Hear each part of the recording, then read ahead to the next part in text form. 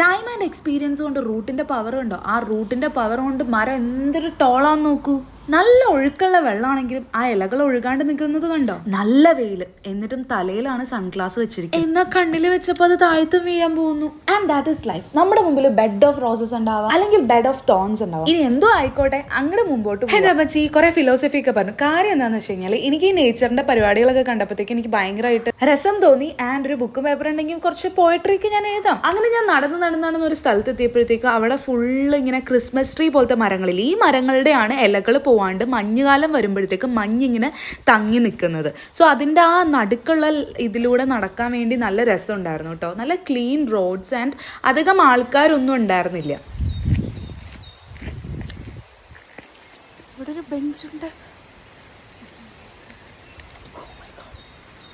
And അവിടെ ഒരു 10 minutes ഇരുന്നിട്ട് ഞാൻ നടന്നപ്പോഴത്തേക്കും അവിടെ കുറച്ചൊരു ഫിഷിങ് ചെയ്യുന്നുണ്ടായിരുന്നു. ജാപ്പനീസ് ആയിട്ടുള്ള ആൾക്കാരായിരുന്നു. അവർ കുറേയൊക്കെ മീനിനെ ഇങ്ങനെ പിടിച്ചിട്ടുണ്ടായിരുന്നു. എന്നിട്ട് പിടിച്ച മീനിനൊക്കെ ഇവരൊരു ഫ്രീസർ സ്റ്റോറേജ് പോലത്തെ ഒരു സംഭവത്തിലാണ് ഇട്ട് വെച്ചിട്ടുണ്ടായിരുന്നത്. And it was nice. And അങ്ങനെ അവരോടൊക്കെ വേണ്ടി കുറച്ച് കാഴ്ചകളൊക്കെ കണ്ടിട്ട് ഞങ്ങളിതാ തിരിച്ച് നടക്കുവാണ്. ആൻഡ് എനിക്ക് നല്ലതായിട്ട് ദാഹിക്കുന്നുണ്ടായിരുന്നു. സോ നമ്മളെടുത്ത വെള്ളവും കുടിച്ചു. And by.